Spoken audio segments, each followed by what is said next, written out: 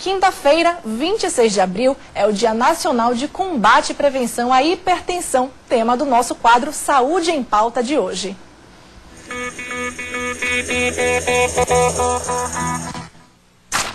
E para falar sobre o assunto, o cardiologista Alexandro Fagundes é o nosso entrevistado e você também pode participar. Tire suas dúvidas pelo 0800 071 5250.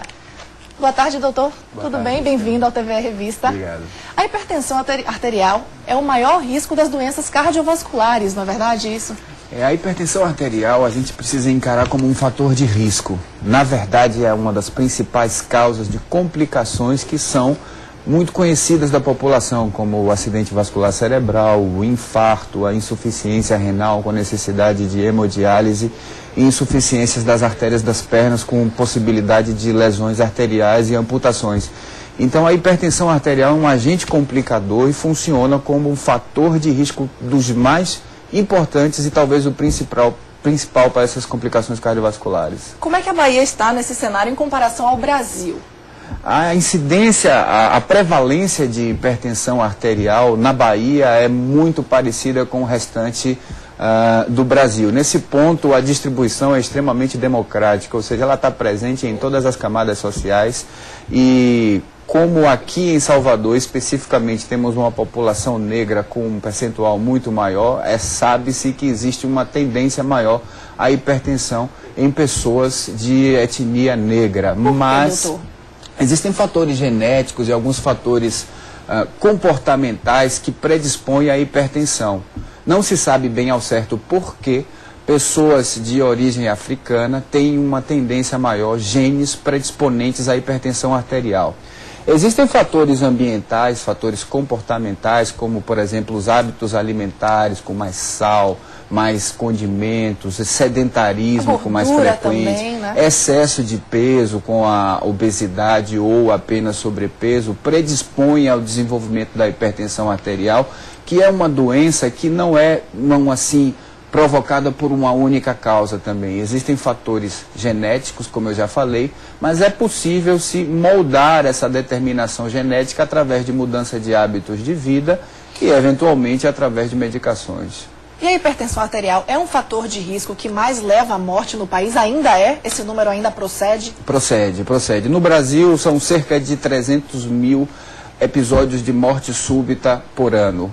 E dentre as causas da morte súbita, a principal é o infarto do miocárdio. O que leva à maior complicação hoje, em se tratando de doenças cardiovasculares, é o infarto e o derrame cerebral.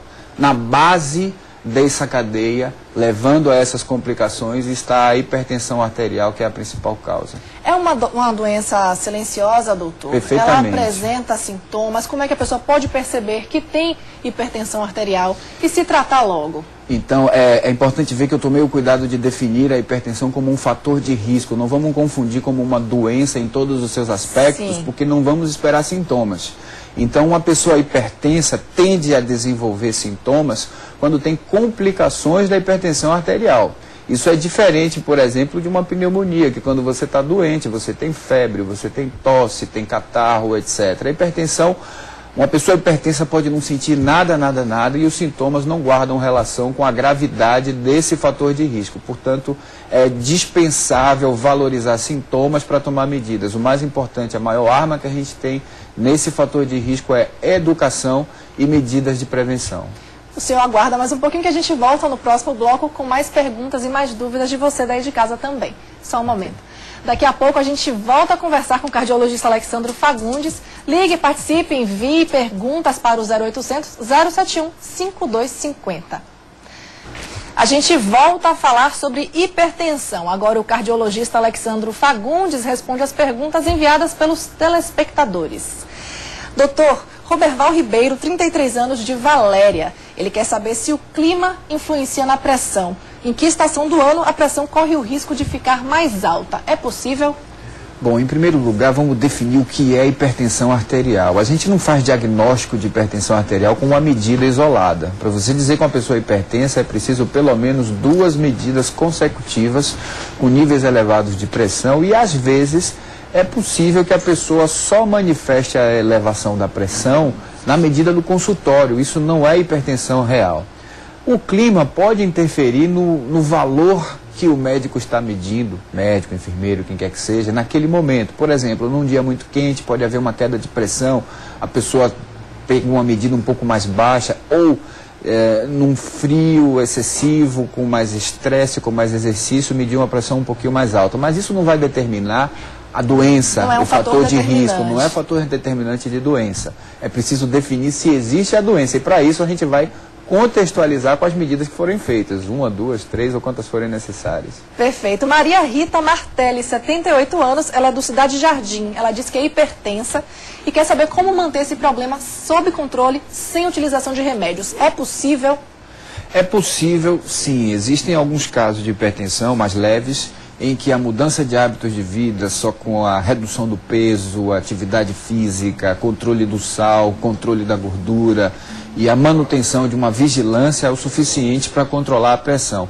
Você tem uma ideia, uma pessoa com obesidade que você detecta hipertensão, você coloca num programa de atividade física e mudança de hábitos, com a perda de peso é possível reduzir até em 1 a 2 pontos na pressão arterial. Dependendo do nível de hipertensão que essa pessoa tiver, é possível controlar sem remédio. Tem uma pergunta interessante sobre o fator genético, é de José Carnelli Imbuí.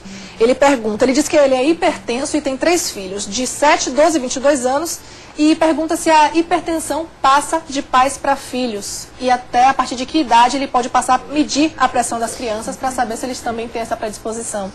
Como não é uma doença provocada por uma única causa, como eu já falei, a carga genética ela deve ser considerada assim, ou seja, tem mais chance do filho de um hipertenso se desenvolver hipertensão arterial. É uma doença que começa a se manifestar depois dos 20, 25 anos de idade.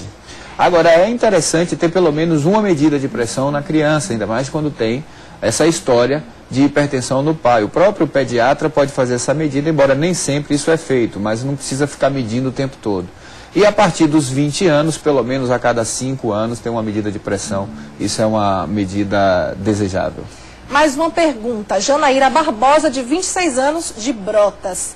Ela pergunta o que é considerado pressão alta.